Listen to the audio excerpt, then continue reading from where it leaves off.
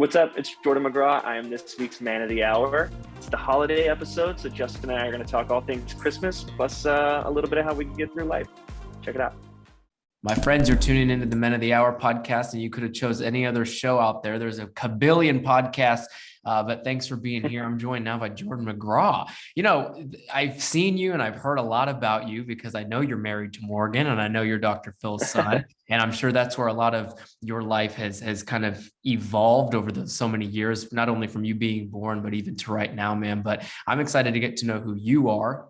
We're going to talk a lot about what gets you excited. You have a new single out, which we'll also talk about. So thank you for saying yes to joining the show, man.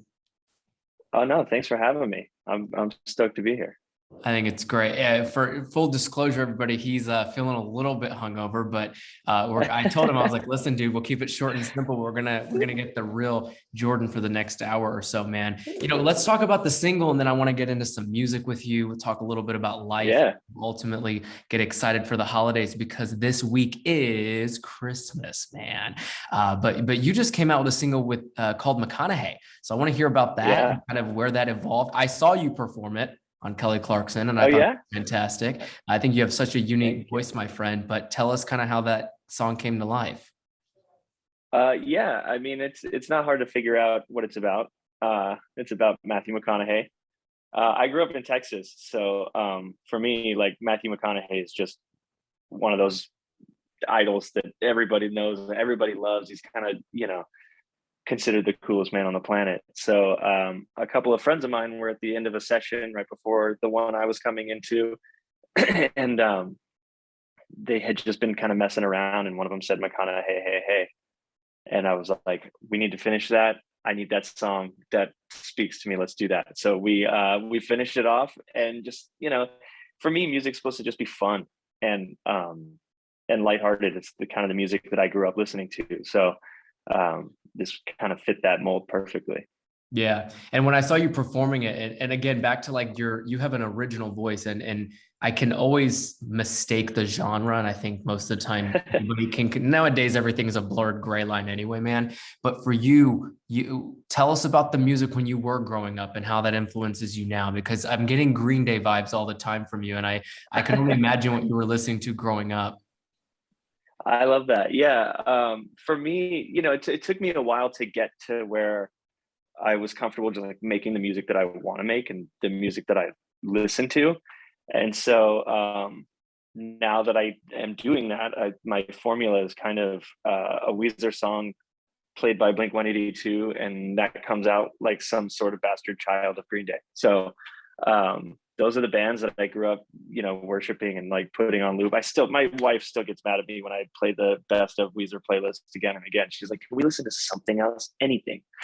But yeah, I just grew up going to those concerts where they just go on stage to have fun and that's it, and I think I love serious music. I love, a good heavy song or a sad song. But for me, the highlight of going to concerts and listening to music was that total escape for 2 to 3 minutes at a time. And so that's kind of my goal and what I want to steal from that music that I grew up listening to. I love everything about that. And if you're tuning in right now, something that's so interesting about when you're listening to audios, and I used to say this about this podcast, I'm like, when you just listen to voices, you still want to listen to like an upbeat and fun voice on a podcast, right? Similar to what we're doing right now. And a lot of times I think people, when they're tuning into sad music, it actually fucks with your emotions. You know what I mean? And totally. That can change your entire perspective on what you're listening to sometimes. But so with regard to that, and music kind of playing a feel good, fun vibe and good energies, I think that's kind of what this podcast beholds, but ultimately what your music also is all about. So when you think of music forward now and kind of where you want to take this career with music, where does everything look like for you, or what does everything look like for you? My favorite thing to do is to kind of sit in the studio every day and just like create something. And what I've noticed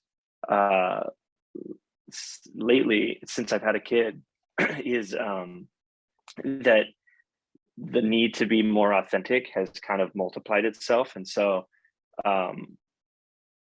I find myself just kind of like sitting here and amusing myself first, which is like, it sounds like, yeah, that's the obvious choice when you make music to make yourself happy, but it's so much harder to translate what's in your brain to what comes out, and kind of put that together the right way. And so I think I'm closer than I ever have been to making music that makes me happy and reflects me. And so it's just, it's going to be more that the fact that pop punk is popular again is awesome for me, because that's what's authentic to me. But whether it was popular right now or not, it'd still be kind of going down that road again. So yeah, it's, more of that, and more happy, and more just not giving a fuck. Or of just not giving a fuck. No, I Yeah. take you as someone, Jordan, who doesn't necessarily look at life too seriously. How's that kind of helped you in your marriage? And now that the baby's here, and as the holidays come up and you're about to get back with the family, have you always been this way? Yeah, for me, I don't know. I, I see people take themselves super seriously, and that's awesome. If that makes you happy, that's cool. But for me, there's nothing so important that you can't laugh it off, and you asked about, since I've had a kid, I was terrified to have a kid. You know what I mean? Like, it seems like the most stressful, serious, crazy job in the world. You're responsible for another person, and then as soon as it happens, you realize how cool the job is, how unbreakable they are, and how much fun you can have, kind of teaching this person to be. You know what I mean? And it really highlighted, the kind of, as cheesy as it sounds, what's important, um, and so it, since that's happened, and my wife is very much the same way. She's all about having fun, and kind of letting loose, and not taking herself seriously either. So I kind of lost myself and forgot the question, but That's part of podcasting. You know what? I don't, yeah, I know. there's no straight question there either. I think it was just you expressing how becoming a dad and not taking life so seriously is kind of one in one. And did you and Morgan ever have a conversation, Jordan, where before the baby came, did you guys make any promises to yourself as parents? I'm curious. Yeah, that we would acknowledge the fact that we don't have any of the right answers, and that nobody has the right answers, and that we would kind of treat it as an adventure, because it is. Road changes every day, and she's more unique than any other baby in the world is to their parents. And like, there is just like no formula to this, so you might as well have fun doing it. And that was kind of our, because we sat down right before she was born, and we were like, this is terrifying. How are we going to do this? Like, what if we're not good at this? Whatever. And we just both quickly looked at each other, and we're like, no, fuck that. That's not how we're going to think of this. We're going to be great at this. We're going to have fun with this. And so far, that's kind of worked out. I think that's a fantastic outlook, dude. Imagine if all of us approached every situation like that. You know what I mean? I know, right? You could be doing anything. It's like, I have to build a refrigerator. I'm like staring at a refrigerator, so I asked that. But I have to build a refrigerator and put it together. It could be really stressful. You can just figure it out, and it could be really fun. But it's that perspective going into the project being your baby, right? Project baby, But I think when you have that specific outlook, that's super helpful. So when you think about now, I mean, the holidays are this weekend, right? And there's probably so many things that you and your family have done traditionally. Are things changing this year for you guys? What has been done in the past? And then ultimately, what are you looking forward to? Yeah, I mean, this is Rose's first Christmas, so everything's kind of different. She's too young to realize what it is, but we started Elf on a Shelf, which is, I think it's more for my amusement at this point than it is for hers. But for some reason, she lights up when she sees that little elf. So that's kind of a new tradition that will absolutely keep going. But as far as, the family and stuff, we're just kind of figuring it out as it goes, because, she's only 10 months. So, she can't like stay out all day and party. But yeah, I think I'm just really excited to find out what our traditions are going to be, because my family growing up, like, we never planned out traditions. Things just kind of happened, with like, we have baked potato soup every night on Christmas Eve. Like, it's a weird tradition, but it just like stuck, and we never planned for it. There's no like real sentimental reason for it to have become a tradition, but it did. And so that's kind of what I'm looking forward to with our traditions, as our little family, is just kind of like seeing what happens, and just like embracing whatever sticks. Something I've already picked up about you. First of all, I think that's cool. Everybody has like some type of food. I would think most families have some type of food before Christmas or on the day of, and it's always pretty special to the fam. But something I've already picked up about you, dude, and I'm not an empath, but sometimes I try to act like I'm one. Think about it this way: you live, and I don't know where Don't you we picked all? this up, but right, we're all psychologists at this point. Too many of us, Yeah. we talk like this too many times as humans nowadays. Can you go back for me and tell us listening right now when that moment was for you, where you kind of checked in with yourself and started living life a little bit more loosely? It sounds like where you are right now with your family, and then your new baby born, and then even this marriage with Morgan, like, you take things as they come, and that is a very hard skill. So was there a particular time where you developed that mindset? And if so, how did you kind of hold on to that? Because again, like, this is a self-improvement, self-help, feel-good podcast, but if anybody listening right now is like me, I'm curious because I'm still trying to practice that. Yeah, I think for me, like, I started touring in bands, like around the time I was 21, and like everybody in a band, you think that your band is the most important band in the world, and they're going to be the biggest thing in the world, and I really treated every show that way, in a bad way, where something went wrong. I would come off stage and I'd just be pissed about it. I'd forget everything that went right and just focus on that one thing that went wrong. And I was complaining about it to my dad one night, and he just was like, "You're expecting 100% of things to go right, and 100% of things never go right. That is never the case in any circumstance." And he's like, "Just expect 70% of things to go right, because if you expect 70% of things to go the way that you planned on them going, and 71% of things go that way, you're stoked because you're above your own bar." And we kind of talked about it a little bit more, and what he meant was, just, if you set such a high expectation for any moment, any decision, any show, any relationship, whatever, if it doesn't meet that unrealistic expectation, you're going to be upset. And so that's just kind of how I approach things now. It's not that I don't care about things. It's not that I don't want things to go a certain way. It's not that I give so few fucks that I don't try. But I just kind of set a realistic expectation for myself. So like, not every day is going to be perfect, but if it's kind of awesome, then that's a win. If there's one moment in a day that makes me smile and makes me feel good, that's a win. And if there's one that makes my wife feel good, that's even more of a win. If there's one that makes my daughter laugh, there's nothing cooler than that. So Yeah. that's just kind of how I approach it. I love that. Like, absolutely love it, because there's like, I mean, you look at it this way, there's like so many hours in a day, maybe 16 if you're sleeping 8. I don't know. As a dad, you probably aren't, but I'm just, throwing that out, throwing it out there. And You you get a good have 6. so many, 6, right? 6 or 7 is Yeah. usually pretty normal. You get to a point where you, like, if you have a good grasp on your day and you want to get all these things done, Yeah. do you journal, or is there something you do in the morning? No, I should. Yeah.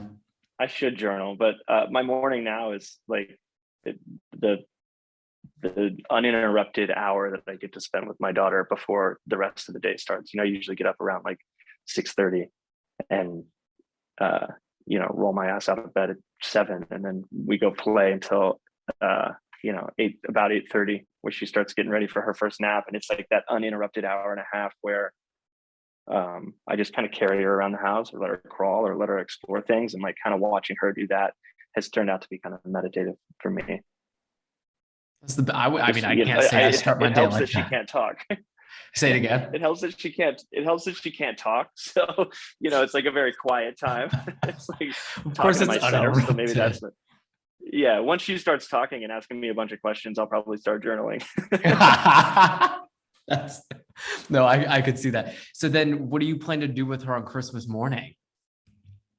It's funny. I think she's gonna probably be more stoked to just play with the wrapping paper than anything. So probably just plop her down in front of a bunch of uh, just like rolls of wrapping paper and watch her smile and go to town.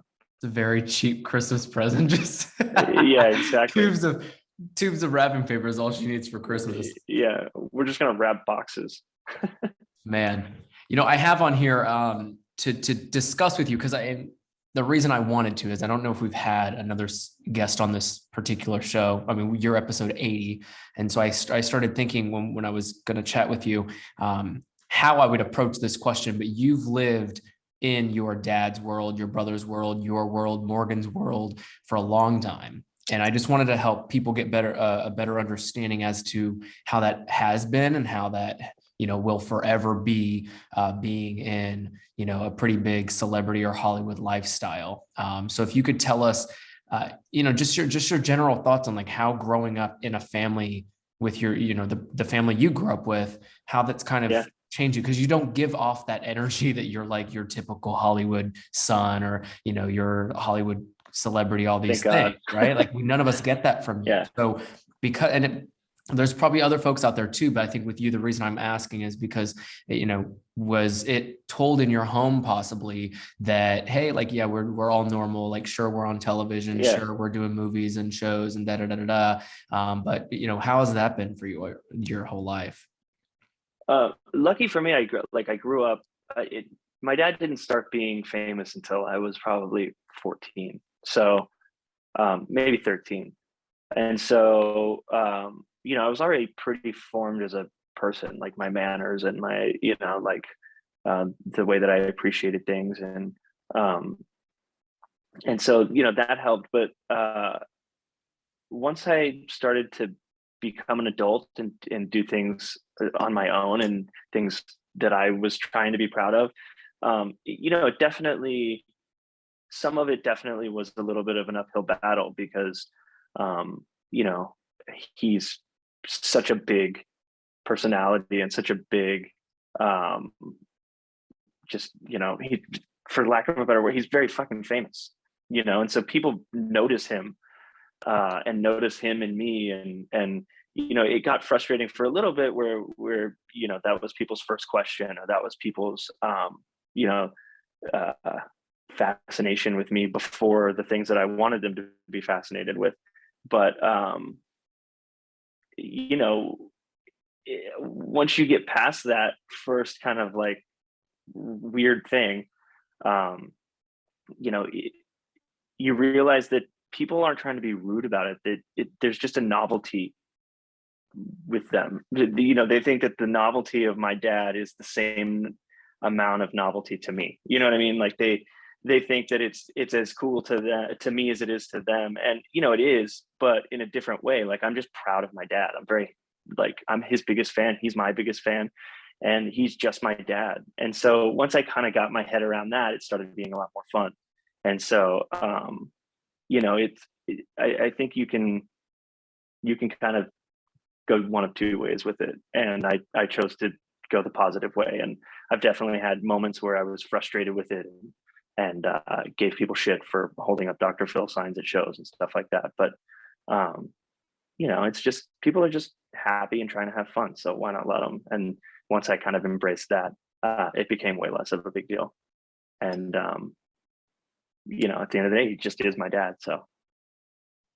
And another one, I want to follow up with this because we both probably run in very similar circles, and mine wasn't even until I'd gotten the business as a host and reporter, but that's a very different side. Yours is blood, right? You have blood family, like you had said, very fucking famous.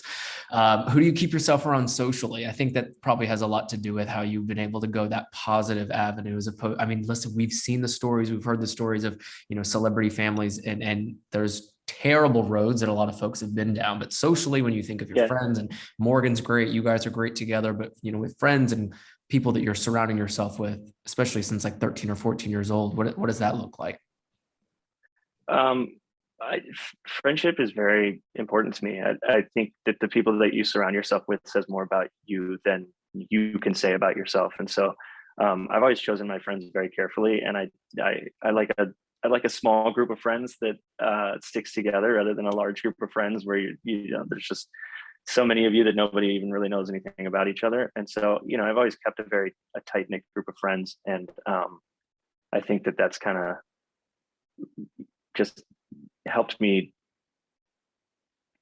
have a good support system, and it's like a second family rather than um my shithead friends. I always have somebody to call, I always have somebody to talk to, and I like to also be that person that they can call and they can talk to. And so if your friends aren't keeping you honest, then they're not really friends. So that's always just been a really important thing for me. And then friends during the holidays. I want to ask this because this is kind of a personal thing, but because you have a close friend circle, right? And these are your people that are like your family. What do you do, or what do you all do maybe during the holidays? Because something that's a big thing right now is no one's really writing Christmas cards, and I write one to all my friends. So for you, Yeah, what do you do awesome. for them or with them during the holidays around this time of year? We usually wind up on a Zoom or a FaceTime, and all get drunk together and play a stupid game or something like that. Especially right now, it's hard for everybody to be together. But yeah, I mean, we keep in touch however we can. It's this is my nerdiness coming out, but like Joe Jonas and I will play 10 hours of Fortnite in a day. You know what I mean? And just like sit there and talk shit during that, and kind of like it's like our weird meeting place. It's like we don't even really care about the game. We just go and we'll like kind of sit there and do that. Or like there's this weird like password guessing game that we all like get on some website and play while we're on Zoom, and then we turn it into a drinking game and kind of do that. So it's usually something like that. And I think what you're alluding to here is that you kind of have to have your nerdy getaways. All of us do, right? Yeah. Like I was a cheerleader, and I always tell my friends I would rather go throw someone in the air and start back flipping on turf any given day of the week, or like a gymnastic place is kind of that getaway. It's like my Fortnite to you. Joe Jonas, listen, you were on the tour with them. Can you tell us about how that was for you, man? Like to even one show, let alone to tour with them. How was that? Could it have been a moment for you where you feel like this is something you want to continue to do to keep opening for people on tour going forward? I mean, yeah, opening for people is obviously, part of the climb to getting your own tour. I don't want to open for people always. I would rather have my own tour with people opening for me. But if I'm going to open for somebody, the biggest band in the world is not a bad option. And, they just also happen to be my three best friends. So, there is absolutely no downside to touring with them. I'll do it, I'll do that anytime they'll have me. But it's like, it really is the coolest tour in the world because, other than getting to do it with them and them being friends and all of that, their fans are also the most dedicated, craziest, most supportive fans in the world. They show up early, which is great for me. And they're just like kind of open to whatever. So, I'll do that tour anytime. It's the best.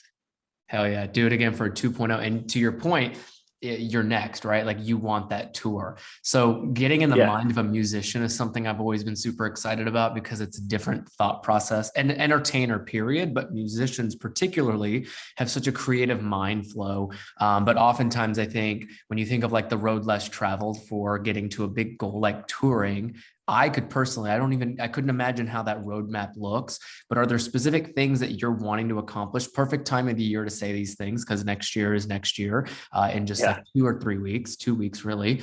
But Jordan, if you're road mapping here with us for a second, can we get inside your mind for a second and just kind of see like, what do you want with being a musician now, and then where do you want to take that? You know what I mean? Because I feel like you Yeah. will be on that big stage, but then from your POV, what is that? What are you telling yourself? Yeah, it's just kind of been that like uh, it's been that goal I've had my whole life, and I don't take for granted the journey that it takes to get there. So I'm having fun with every step of the way, but um, for me, like I want a headlining show so that I can put together the rest of the show. It's not about me being in front of more people or me. Um, you know, I part of it is I do want pyro. That would be amazing. Just have fire every fucking place. But I part of it for me is just putting on that show because my favorite tours that I went to as a kid. It was just like they were curated so well because it was like such a culture and such a cool thing where you're like, I bet those bands are all friends. You know what I mean? It wasn't just some like random just group of things that didn't make sense. It was like you were going for like a full package. And so I think that will be the most exciting thing for me when I finally get there is getting to put together that whole package from the time the doors open to the last song that's played after I walk off. That's like the control freak in me cannot wait for that. I like how the control freak in you is like for the music only, and then you like let go and let God for the other Yeah, stuff. everything Like else, like whatever. he's like, yeah, Yeah. whatever, fuck it.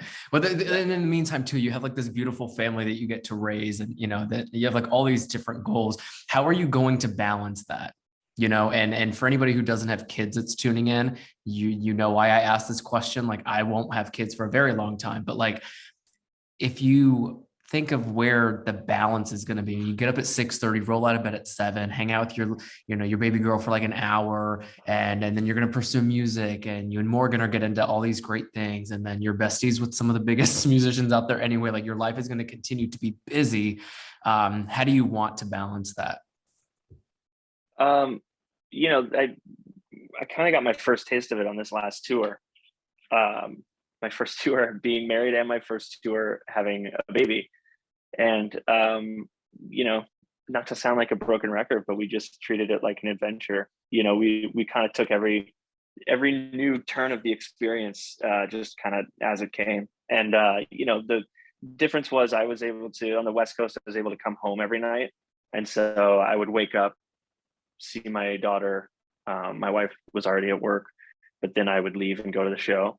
And then I'd come back. I get to see my wife at night, and then kind of do that. And it was a little more exhausting than just falling asleep right after the show and just waking up at the next venue. But it was so worth it, and it became one of those things that just I can't imagine not doing it that way. So um, it's definitely a challenge being away from home, but at some point, like the picture that I have in my head is getting to take my daughter to a show with me, and letting her see the circus that I'm a part of, and either roll her eyes at me or be proud of it, or whatever, but have that weird unique experience that not many kids get to have.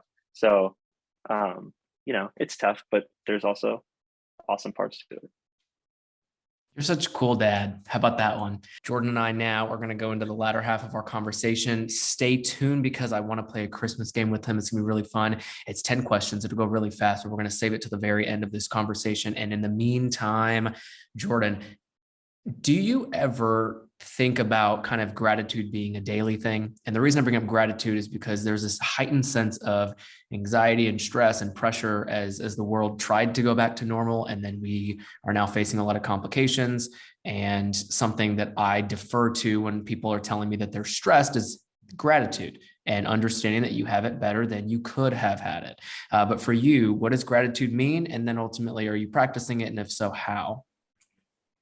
Yeah, I think that's kind of what keeps me sane a lot is when I get worked up, I realize I take a second and realize you know what good things I have going on. Because as calm as I try to be, I definitely get worked up about stupid shit sometimes, like everybody does. But yeah, I mean, I gratitude for me, especially lately. I have a beautiful, healthy baby girl, And if you ever forget what you need to be grateful for, you know, you could pop inside and look at your daughter, and you're all of a sudden it's like nothing else matters at all. So yeah, gratitude has become far more significant for me since becoming a dad. I could only imagine. And then like, but give us a take, if you don't mind, on like the hardest day Yeah. you may have had and how you came out of that. Man, the hardest day that I've had, that's a big question. Well, um, you have 26 minutes to think about it. And I'm gonna give you all the time in the yeah. world, dude. No, but a hard day in general. Maybe it was like a restless day or a moment in time where you were like, damn, things are gonna get real tough before they get any easier. Yeah, I think for me, the first thing that comes to mind is just it's like being not just being locked in the house during the pandemic. Everybody kind of went through that, but um, there were definite there was a definite extra amount of pressure added when my wife was pregnant, because we didn't know what was going on, and any of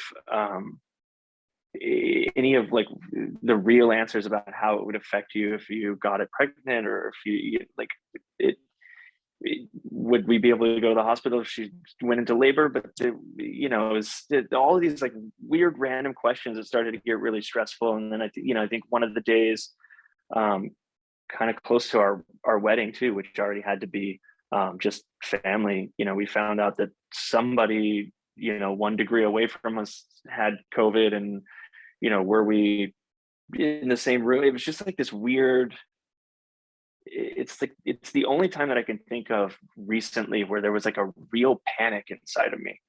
And everybody's got their own COVID story, and I don't think that mine is the heaviest of by any means. But it's just that was kind of where I saw that tunnel kind of closing in, and I was like, fuck, what's going to happen? And my wife is a superhero, and she was just the very calm voice through that. And I'm very grateful for that, because I was in like full protection mode. It totally didn't need to be, but that's a stress I don't want to have again. And I was very grateful that my wife was able to kind of talk me out of that one. So What I hear is probably what my brother will go through here in like the next couple of weeks, but there's a different love and what's the word I'm looking for? I guess it's love, but there's a different love level when you bring a baby into the world, and just like yeah, a mama bear would protect their cub. You remember those stories way back when, where yeah, they oh would yeah, literally kill you. And I think any parent will say that about their child. Have you kind of noticed the same triggers in your, not that you would kill someone, obviously, right? We wouldn't be talking right now if you killed someone, but in your mindset where you're like, I will do anything for this baby. If anyone comes near her and like tries to hurt her, like oh you're dead, absolutely. right? Oh, absolutely. It's like the cool thing about it is it's like a weird, like it's just a switch that flips, like you meet this person, and it's crazy because you don't realize, our doctor put it this way when our daughter was first born. It's like, you're meeting this person for the first time, and they're meeting you for the first time. Like they're your kid, sure, like obviously you created this kid, and it's like that whole thing is a kind of entity of its own. But then the practical part of it is that's a new person that is meeting you for the first time, and you're meeting this person for the first time, and you have to get to know that person. And so there's that element to it. But then there's this weird switch that flips in the back that you're like, I don't know you yet, but I would literally kill for you. I'll do anything for you. And it's like it's a sensation that you don't get until you've been in that position. Getting in the mind of a Like musician and dad at the same time is interesting. I'll tell you that much. This is cool to hear from you, man, because then you're right. There's a switch. And unless you say these things out loud, I don't know if that makes any sense, because it's the same thing yeah, when you fall in love with someone, but then that will never, we heard this a long time ago on this show. One of our guests had mentioned that you'll never know what it's like to have a best friend until you have a child. yeah, Because it's a different type of relationship. And you just explained it, full out. You're meeting this young person for the first time, and they have only met probably you and so many other people, but it's kind of like that different relationship where you're going to be their everything and vice versa. It's a complete stranger that you would do anything for, like automatically. Insane. And then when you think of that, I mean, I want to ask you this now, because when people in your life, I mean, we just have like so many friends, right? So many friends and colleagues and people we work with. And then you have this child now. And again, like first Christmas is coming, and forever you're going to just have this baby, and probably more, who knows, right? I don't know what your guys' plans are.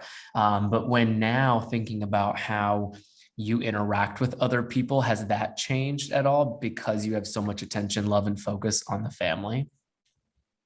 Um, yes and no. I think the best advice my brother gave me was that the baby is joining your life. You're not joining the baby's life. So we've always kind of kept that in mind, and like we don't change the way that we are because we had a baby all of a sudden. We want our baby to learn from the people that we grew into. So I think I have to be home earlier.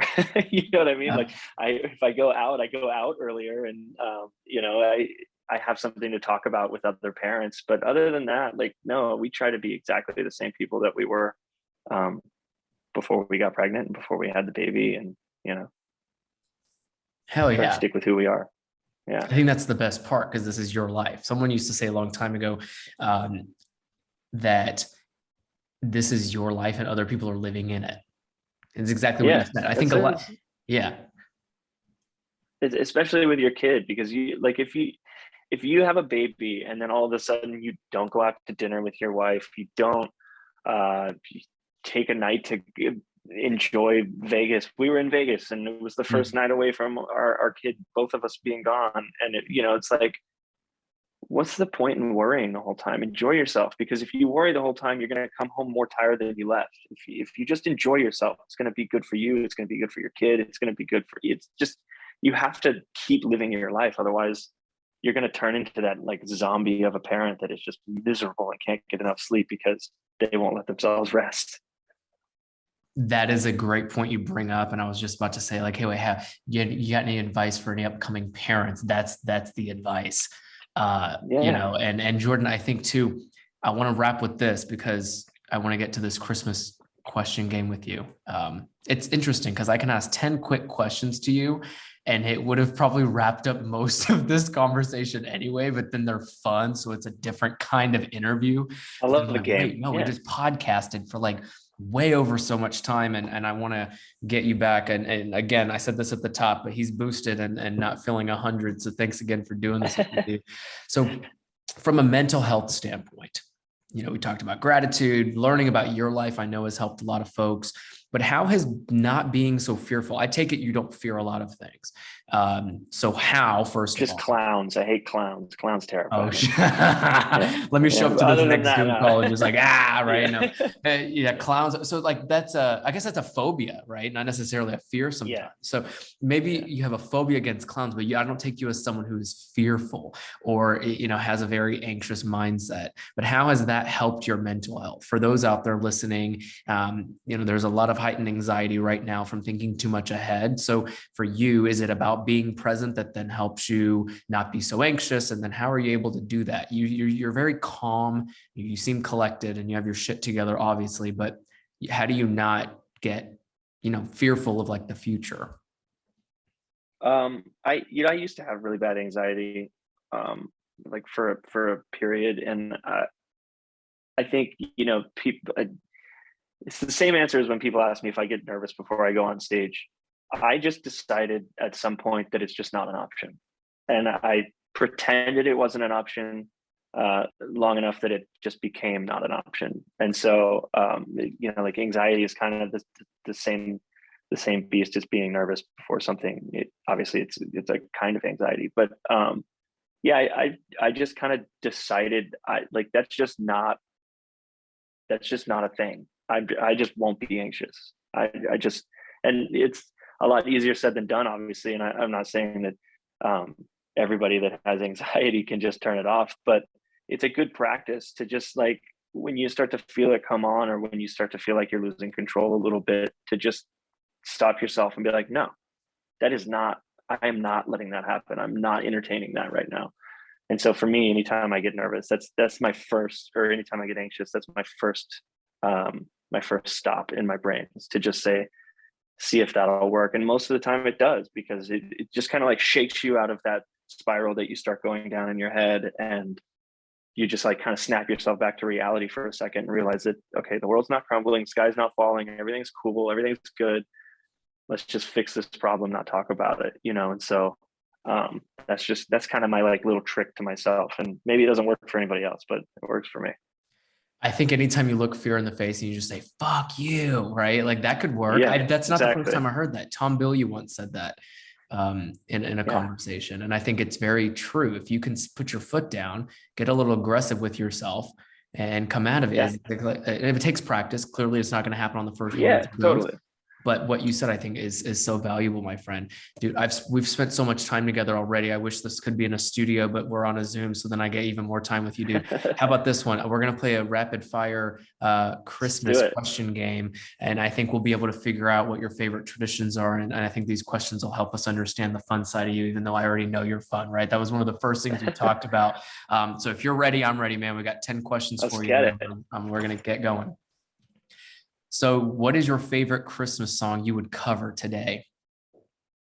Ooh, man. See, the rapid fire, I always miss the rapid fire because I want to think about it so much. I would just do Jingle Bells. I would do like a cool version of Jingle Bells. Yeah, exactly. Hell yeah. Eggnog or hot chocolate? Hot chocolate, for sure. If you were Santa, where would you go on vacation? I would probably like the south of France. Nice. Anywhere that's not so cool. On a big yacht called the Sleigh. What do you want for Christmas this year? If you can have one thing. That's hard. You know, I just want like really good food. Nice. Hope they can cook over there. I like it. Just one good meal. You know, what's your favorite Christmas cocktail you're going to have with that meal? It's just, I always just drink tequila. It's tequila, club soda, and an orange wedge. You're easy, but maybe like at least dye the orange wedge and make it red for Christmas. Yeah, exactly. We'll put some candy canes in there or something too. There you go. On Christmas morning, what's the first thing you and the family will do this year? Let my daughter tear something open. Solid. Which of Santa's reindeer is your favorite? I don't want to sound bandwagon, but it's Rudolph. I think it's Rudolph too. Yeah, that's probably the only one I can even remember. Connor. He's the star. Yeah. What's your favorite holiday childhood memory? I was always the first one to wake up, so I would always wake up, and my parents made me wait at the top of the stairs till everybody else woke up. So just like the anxious, like can't sit still at the top of the stairs. Are you on the naughty or nice list this year? I'm always on the both. I was gonna say the nice list, but I'm on both. Okay, we'll have to ask you why later. We can keep this between us. But what's one of the best gifts you got Morgan this year? If you could give us a hint, you don't have to tell us what it is. I think my favorite gifts are always the ones that are like very specific and not expensive. So she needed like exact size stool to do her makeup on, and I've like found one that's just like perfect. And so it's just like totally random, totally not important, but it will like change her every day. Those will be the best gifts. I hope she doesn't hear this one, so don't send it to her until after Christmas. Well, listen, I hope you have a very Merry Christmas and Happy Holidays, Jordan. And thank you again for doing this podcast episode with us. I'm stoked to launch it out. And if you're tuning in right now, if you loved him, please go follow Jordan wherever you can find him on social media. We are all excited. I think if anybody tuned in for this past some odd and change, I always say like kind of the hour, man of the some odd hour, but Your story is an incredible one, man. And we learned a lot just Thank you. hearing everything you had to say. And I was super excited to watch your music career continue to grow. And then this baby and this family, there's a lot of great things you have cooking and working. Thank you so much for having me, man. This was a lot of fun.